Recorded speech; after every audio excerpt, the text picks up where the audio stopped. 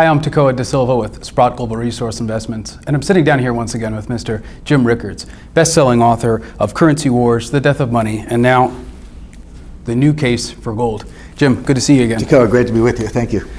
I'm very pleased to be sitting down with you again, of course, to talk about your new book, but also to ask you about developments since the last time I had the chance to sit down with you, which was about a year ago now. Not knowing where to start exactly, I'd like to ask, over the last year, how have you observed the markets, all markets, to be changing? What is the narrative in your mind? Well, some things are changing quite a bit. Some things haven't changed. So some of the fundamental forces are the same. Now, superficially, we've had a lot of news. You know, we've had the Brexit, we've had the unexpected rise of Donald Trump, we've had a Turkish coup, we've seen Venezuela implode. So there have been a lot of very important, very significant political and geopolitical developments, and they all can impact gold or commodities one way or the other. But certain things haven't changed, and I think these are important to focus on because they really drive the price of all commodities. And the number one thing is the struggle between deflation and inflation. And this is something actually I talked about in my first book, Currency Wars, in 2011. I made the point, because people look at the time series of price indices, and we haven't had a lot of either. They've been pretty steady at a pretty low level, you know, around 1.5%, sometimes a little hotter, sometimes a little cooler, at least in dollars. Now, actually, some of the other economies around the world, you're actually seeing deflation, you know, in Japan and Europe and elsewhere. But that is because the world is in a naturally deflationary state. The world wants to deflate. Why is that? Demographics, you not just have a slowdown in growth, globally you do, but certain countries you actually have declining populations. Population of Japan is declining. Population of Russia is declining.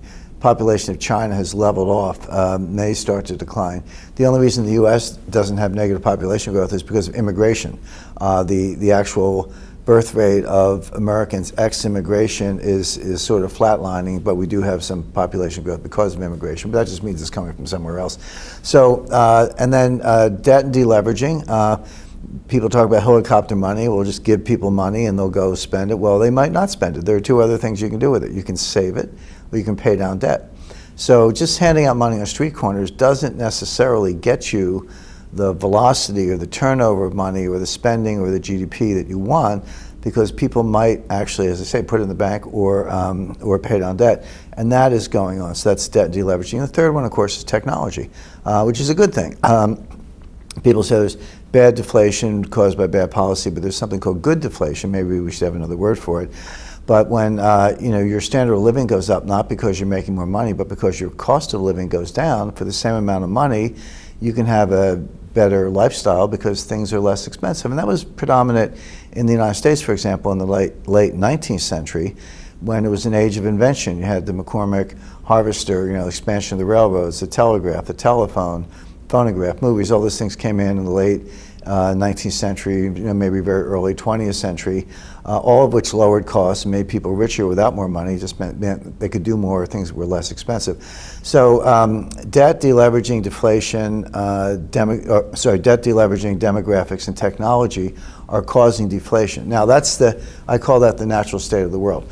However, central banks cannot have deflation. They cannot allow it. And I have this debate with our friend Harry Dent and Gary Schilling and others, because they do the deflation analysis I just went through, and I agree with them on that. That analysis is correct. But there's a countervailing force, which is central bank policy. Governments cannot have deflation because it increases the real value of the debt. I mean, governments are over-indebted as it is.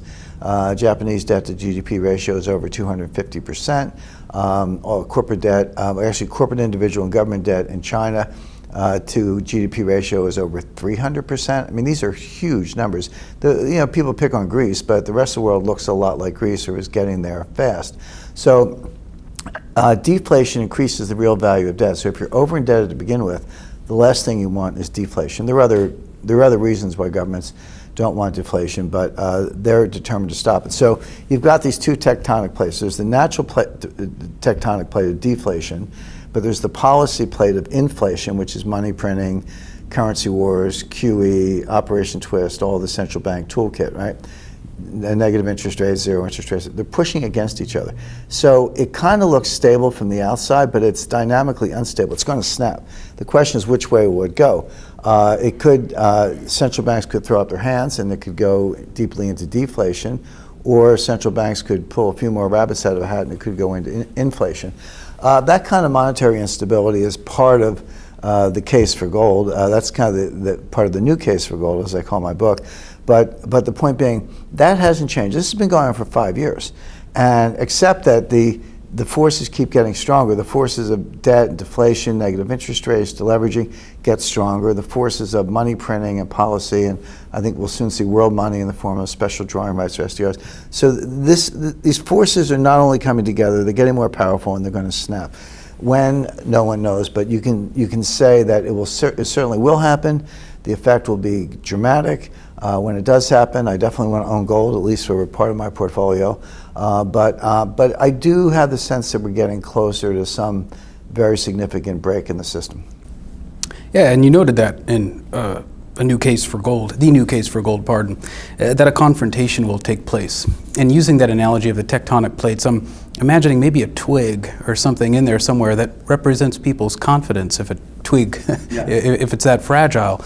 And in a keynote presentation at the conference that we're at here, the Sprott Natural Resource Symposium, confidence was where you started in the presentation. Can you explain how important that is? Sure, because the presentation I gave was gold. I call it gold, the once and future money. Well, everyone knows gold used to be money, and most people don't think of it as money today. I do personally, and that's how I analyze it, but that's not a widespread view. Most people don't think gold is a commodity. They don't think gold is money. They think it's a commodity. I disagree. I think it's money. But so gold used to be money.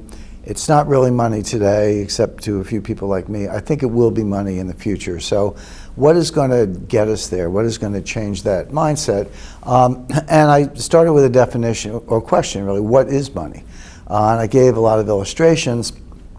Feathers, clamshells, euros, gold, silver, beads, digital money, credit card, Bitcoin. And the truth is, they're all money or have been money at certain times. There were certainly times and places when feathers were money or clamshells were money. Not so much today, but that used to be true in certain societies. And people like to criticize, gold or paper dollars or Bitcoin. They say, well, it's not backed up by anything. The dollar's not backed up by anything, or Bitcoin's not backed up by anything. And I make the point that all forms of money are backed up by one thing, which is confidence. If you and I have confidence that something is money, then it's money. If you're willing to take it from me in exchange for goods and services, and you're confident that somebody else will take it from you, then it's money, and vice versa. If I have confidence in what you're giving me and I think I can spend it elsewhere, or someone else will take it from me, then it's money.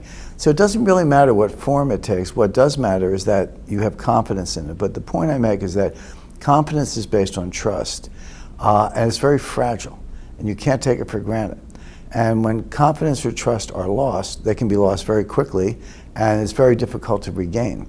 And so money is actually a much more fragile construct than people realize, because confidence is psychological. It really doesn't have so much to do with how much of it you print, those are important economic concepts, but the real fundamental basis of any form of money is people's confidence in it.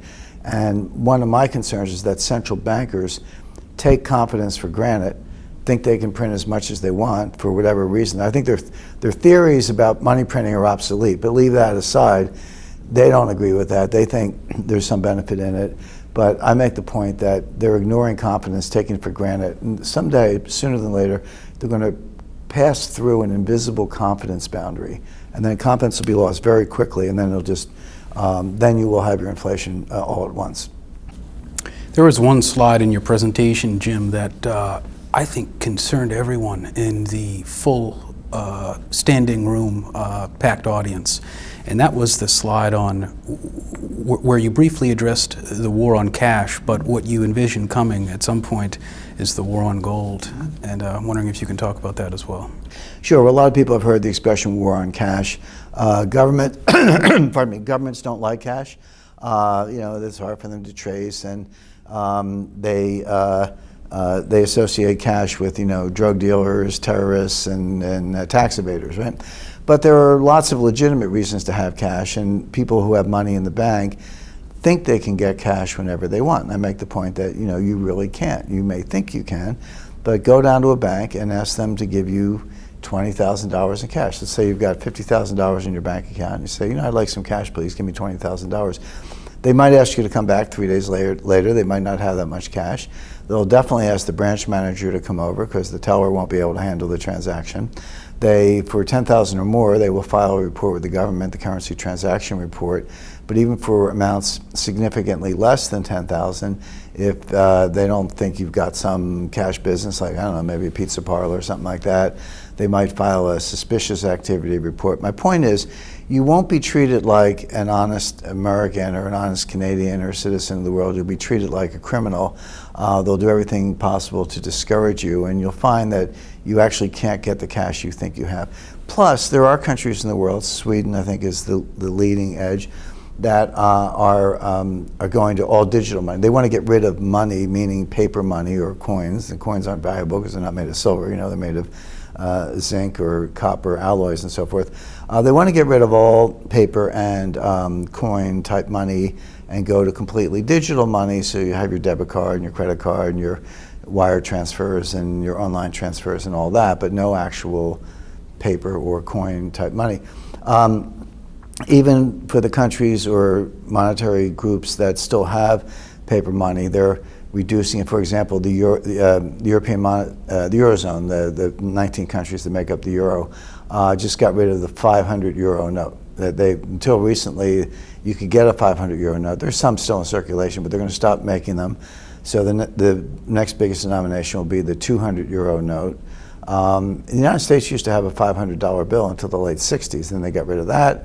Now they have a $100 bill, but the $100 bill of the late 60s, when it was the largest denomination, is only worth 20 cents today in terms of 1960s purchasing power. So even that is kind of going away, not in terms of zeros, but in terms of what it's actually worth. So there's a full-scale war on cash. The point I'm making is that people say, how's it going? I say, well, it's over. The government won. Don't think you may think you can get cash, but you can't. But you can get gold. There's nothing stopping. I was in London recently. I went to a place called Sharps Pixley. It's a gold bullion dealer right on the corner of Jermyn Street and St. James, the kind of fanciest shopping district in London, one of the most attractive retail locations in the world. And you can walk in right off the street. It looks like a bank, but it's not a bank, except maybe it is a gold bank. Walk up to the teller, say, I'd like to buy 1 kilo of gold. They'll say, fine, that's $45,000, and pay with your credit card. I want to buy a couple of gold coins, and they'll say, fine. They won't say dollars, obviously. They'll say pounds. It's a couple thousand pounds, etc. They'll give you the gold there. If you want to store it, you can store it on site. They have safe non-bank storage. If you want to walk out the door with it, that's okay too. But it's kind of like in the 19th century in London, you could walk up to a normal bank and give them paper money, and they would give you gold, and you could walk out with it. So Sharps Pixley has reinvented that kind of bank of gold concept. There are very few barriers to owning gold. Sprott has a very good gold fund. There are other gold funds of that type around the world. You can store it yourself. You can get non-bank storage. You can don't put it in a bank. I don't recommend that, but non-bank storage is fine. So right now you can get gold, not at a fixed price. It's not a gold standard, but at the market price. I think that governments haven't really caught on. They've spent so many decades disparaging gold, making fun of gold, ridiculing gold holders, and sort of running gold off the road, that I don't think governments are alert to the fact that gold is money, and if you make cash go away, you're actually going to elevate the value of gold to a lot of people. And so I expect that when they suddenly wake up one day and say, oh, wait a second, all these people we tried to chase out of paper money, they're going to gold, there'll be a war on gold. And my advice to people interested in gold is get it now while you still can. Like, what are you waiting for? Jim, the last time we met, you noted that sometimes policymakers and banking officials will say things privately that they won't say publicly, right. The comfort of friends and things. Sure. Over the last year, has there been any one conversation with a banking official or policymaker that has stunned you most? Yeah, there was one recently. I was down in Washington. I was actually at the Pentagon, and we were doing a, closed-door war game. And you have maybe 20 people around the table, and they're all experts in different capacities. And so you get government officials and CIA and military and think tank people and bankers and et cetera. I think they invite me down just to be annoying, because I'm trying to usually provoke people into thinking a little bit differently about things. But there was a guy there, not going to mention the name, no reason to mention the name, but very senior official in the U.S. Treasury. And I was talking about SDRs, that's special drawing rights, that's the IMF world money, and how that's coming, and that'll be the next bailout currency. The next financial crisis will be too big for the central banks to bail out. What's bigger than the central banks? So the only thing bigger than the central banks is the IMF. So the IMF will conduct the bailout using special drawing rights, using their printed money, the SDR.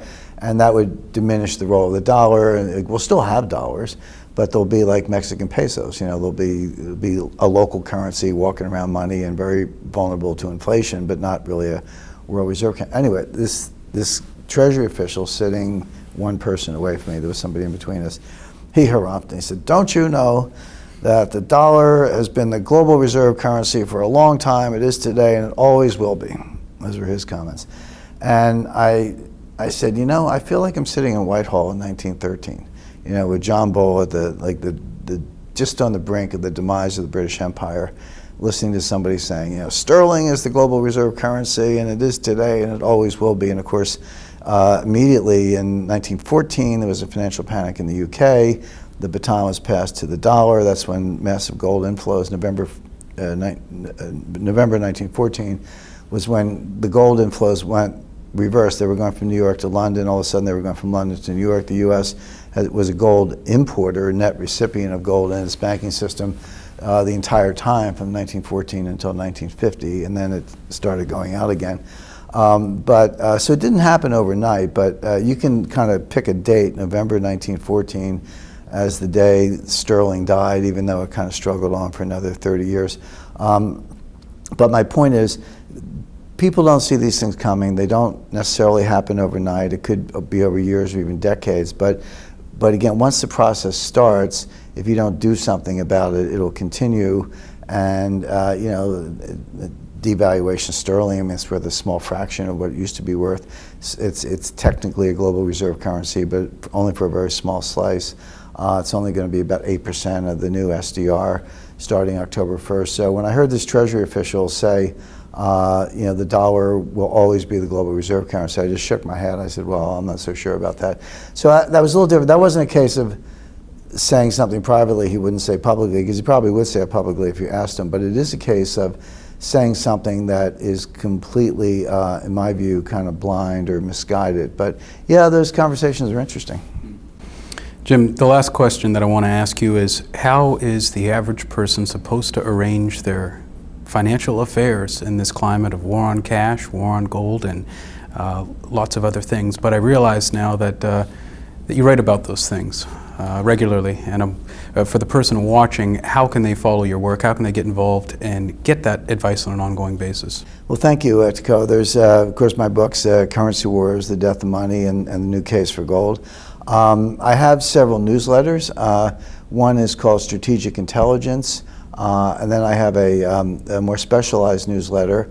Well, three of them actually: Currency Wars Alert, Intelligence Triggers, and Gold Speculator. The newest one is Rickards Gold Speculator, which I create with my collaborator, Byron King. Byron's a Harvard-trained geologist, very seasoned investment analyst, very savvy guy, and we have a promise to our readers. We don't recommend any gold mining companies where we haven't actually been to the mine. We do a lot of other things as well, normal due diligence, but we get mud on our boots and go to the mine, and we're not putting it in our newsletter unless we've met with management, been on site, obviously check the geology, feasibility studies, all the things you do, but we actually go out and visit the mines. So there's that set of newsletters. They're all from Agora Publishing, so you can go to an Agora landing page and find them pretty easily. And then finally, Twitter, I'm very active on Twitter. My account is at James G. Rickards, so I use my middle initial, at James G. Rickards. That's free, it's out there, and I put out a steady stream of commentary, and I hope people enjoy it. Well, Mr. Jim Rickards, best-selling author, and now got the newly published The New Case for Gold. Once again, thank you for sharing your time with me. Thank you, Tico. Great.